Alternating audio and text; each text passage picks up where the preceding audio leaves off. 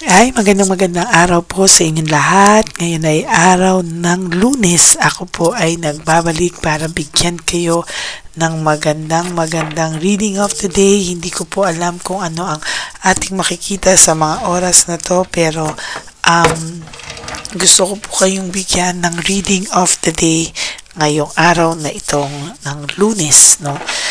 So, simulan po natin. We'll do the reshuffle first.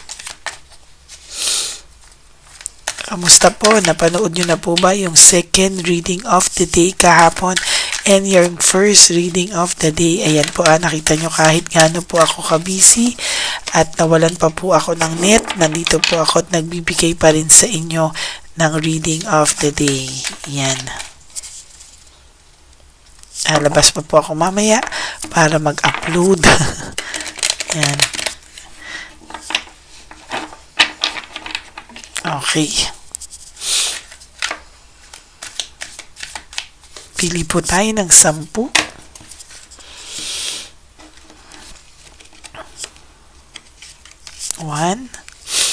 2, 3, 4, 5, 6, 7, 8, 9, and 10.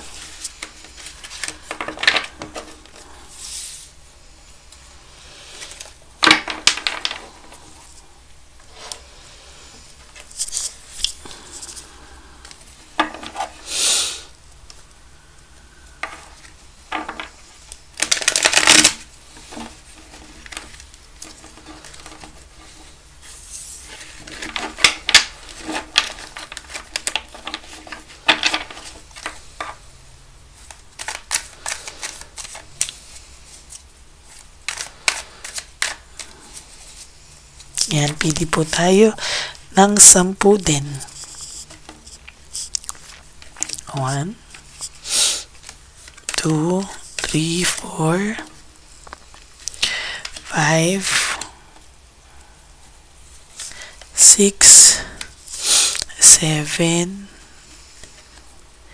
8, 9, and 10. Okay.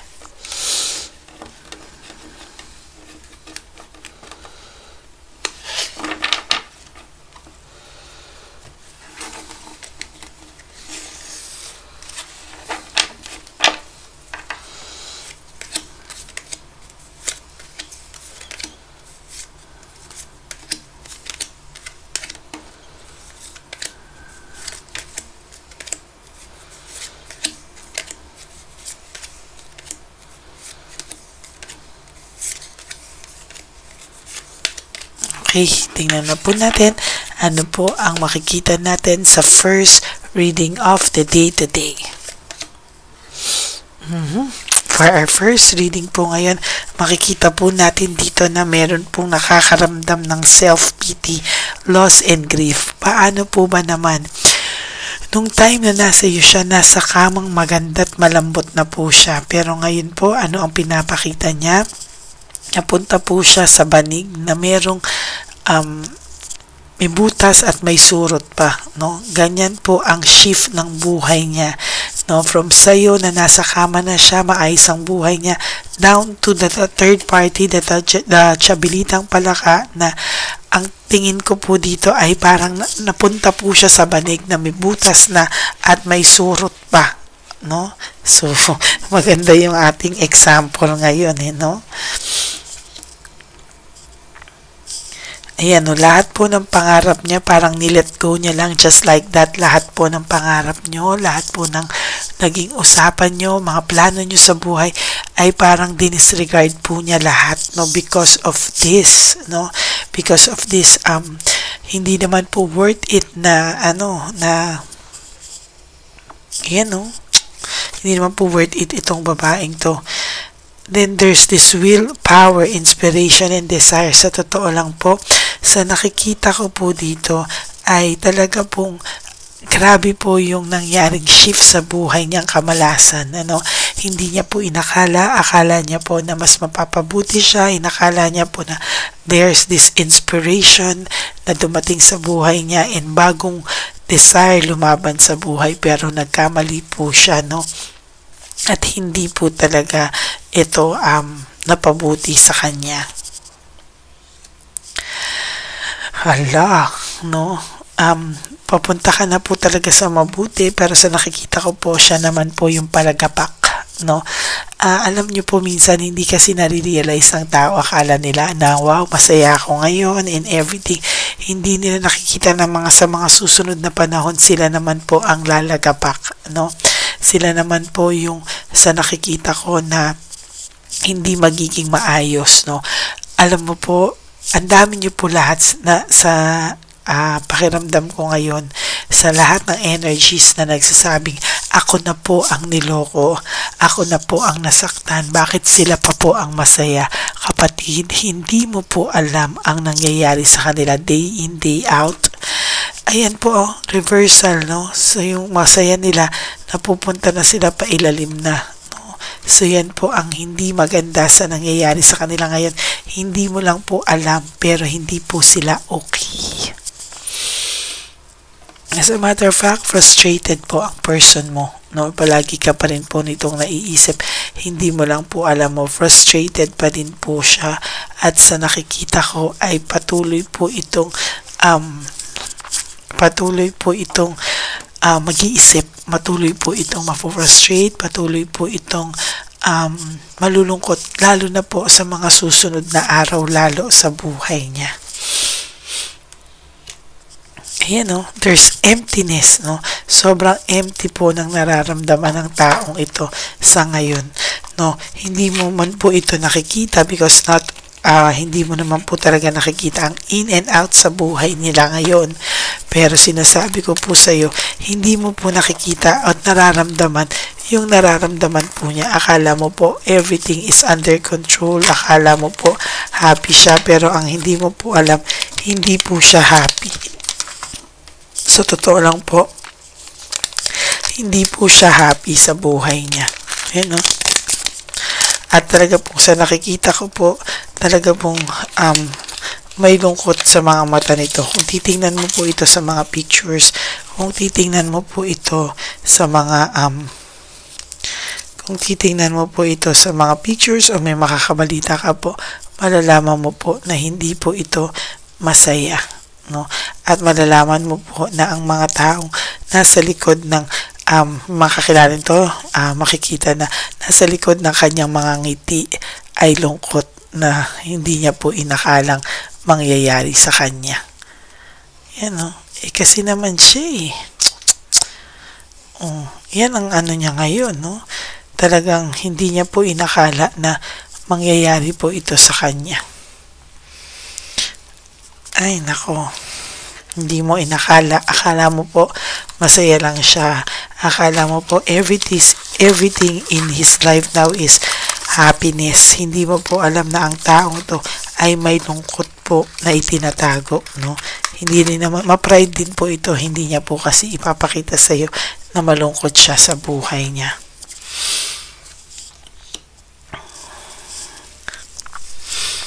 Okay. Naghanap po kasi ang taong to ng adventure. Naghanap po siya ng bagong mundo, naghanap siya ng bagong saya. Kasi po, nakaramdam po siya sa inyo ng sawa factor, nawala ng kilig, nawala ng spark. Parang ang relasyon nyo kasi ay naging stagnant na, no? Naging cycle na lang na naging boring para sa kanya. Kaya akala niya po sa paghahanap niya ng bago, paghahanap niya ng adventure, ng action, ay babalik sa dating sigla ang pakiramdam niya. Hindi niya po alam na peke lahat ng nararamdaman niyang saya. Ngayon po nag-iisip siya, what happened? Ano ang nangyari? Parang unti-unti nagsisink in sa kanya yung mga nangyari at sinasabi niya, ano ang nangyari? Hindi niya po daw inakala na magiging malungkot siya lalo sa mga susunod na desisyon niya o naging desisyon niya po sa buhay, no? As a matter of fact, itong taong to ay talagang makikita mo na hindi niya po in-expect na malulungkot siya sa mga susunod na panahon. Akala niya po ay magiging masaya siya pero hindi po siya lalo naging masaya. Okay? Kuha tayo ng isa because ano yun, Joker, truth and clarity. Ngayon pa lang po niya naiisip lahat po ng ginawa niya ay pawang ngayon niya pa lang po naisip na lahat ng ginawa niya ay hindi nakabuti sa kanya at pawang mga pagkakamali. No? Sa totoo lang po, hindi niya po in-expect na sa sobrang dami ng nagawa niya po ay maling-mali po talaga ito. No? At hindi po naging tama kahit kailan itong taong to sa pagpili niyang lumayo sa'yo, sa pagpili niya pong saktan ka, at talaga pong yun ang malaking pagkakamaling ginawa niya sa buhay niya.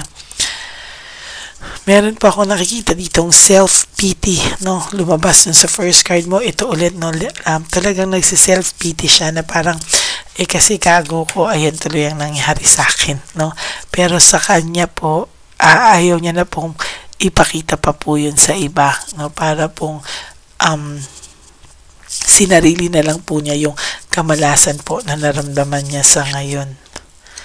Ayun o, exhausted po siya and over fatigue sa lahat ng nangyayari sa buhay niya ngayon, no? Alam niyo po, hanggang ganito ang nakikita ko sa barahan na to. Talagang wala po akong kasiyahang nakikita talaga, no?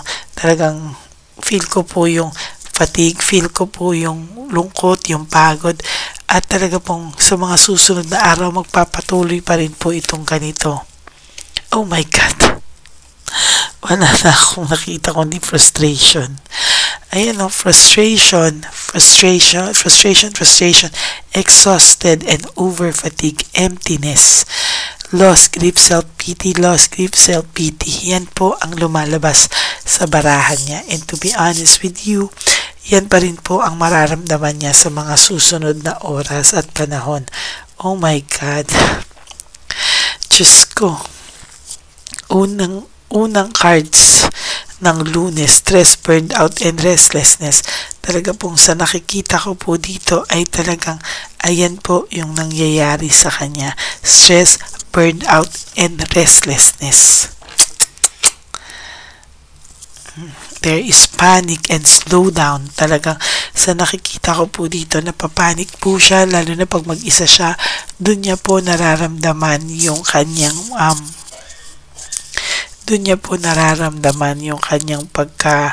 mga kasalanang nagawa niya, yung pagiging empty niya, pagiging lahat ng mga maling desisyon niya, nagsisink in lang po lahat yan sa oras na mag-isa siya, no? Oh my God, the Tower.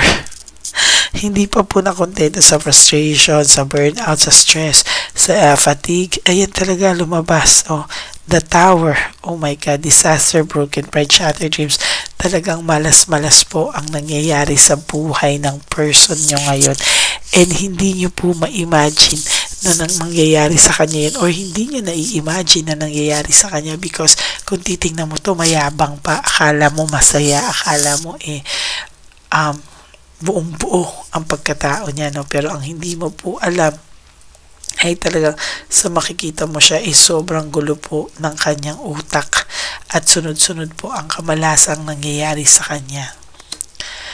As a matter of fact, pag mag-isa po to, dito niya po naiisip yung resentment and desire to reconcile with you, na naiisip niya po na excuse, paano kung hindi niya ginawa to, paano kung okay pa kayo, sana okay pa siya, at sana natuloy pa raw po yung mga pangarap niyo na hindi na natupad dahil sa kalokohan na ginawa niya. Oh, wala kayong closure, no? No closure and very incomplete. Wala po kayong closure, at sa nakikita ko po, talagang sa mga susunod na panahon ay hindi po siya matatahimik hanggang hindi po kayong dalawa nagkakaroon ng closure na maayos at sincere, no? At hindi niya po masabi-sabi kung ano yung totoong nararamdaman niya. Legal complications, medyo may sa iba po sa inyo nagkabaranggayan pa yung iba sa inyo, or yung iba sa inyo ay pa ng abogado, yung iba yung mga hiwalayan nyo na ngailangan pa ng ganyan. Maybe some of you, because of this, nag-undergo ng divorce or hiwalayan na may mga talagang masalamuot, no? or kung hindi man masalamuhot, nag-aano nga po kayo ng divorce.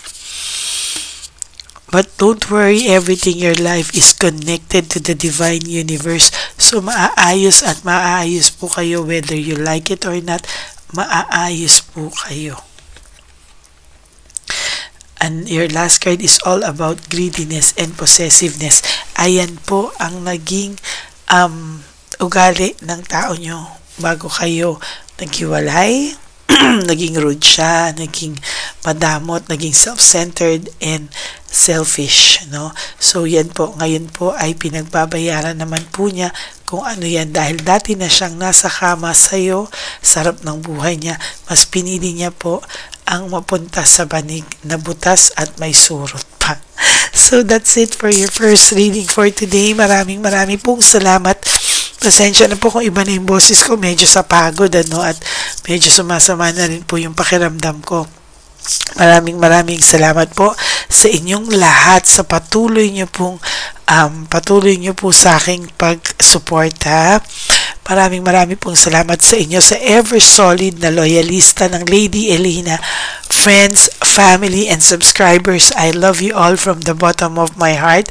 Thank you so much po for everything. At for those of you din po, my subscribers, kung gusto nyo pong malaman na if this energy is really for you, you can message me at Lady Lee Elena. Nasa dulo po yan ng ating video. Diyan nyo po ako pwedeng makontak. And as a matter of fact, yan lang po ang aking legit at account na legit na FB account at official na FB account ko. Okay, so maraming salamat po sa inyo. And for those of you who wants to give me a super thanks, I would really appreciate that. And kung mag-resonate po sa inyo to, please give me a like and comment down below para po nagkakausap tayo at nagkakaalaman tayo ng energy. Okay? So I will be back for another reading later, second reading of the day. Gusto ko pong magpasalamat sa inyong lahat at wag po kayong magsasawa dahil hindi rin po ako magsasawang magbigay sa inyo ng reading of the day kahit po busy ako, masama ang pakiramdam ko na tatayo po ako, mabigyan ko lang kayo ng reading of the day. Okay? Iba na po yung boses ko, alam ko, no? Paus na po ako because paalis na rin po yung mom ko, so I am giving her the time na quality time with her. But kahit ganun po, lagi ko pa rin po kayong naisisingit. Ganyan po ang commitment ko sa inyo. Kaya naman po, huwag kayong malungkot. Kahit na life is short, don't make it shorter by stressing yourself from all the pains and the heartaches na binigay sa inyo ng kahapon. Just surrender everything to the divine universe and just let go and let God write your life and love story. Sorry po, no? Medyo hirap ako talaga sa boses ko ngayon.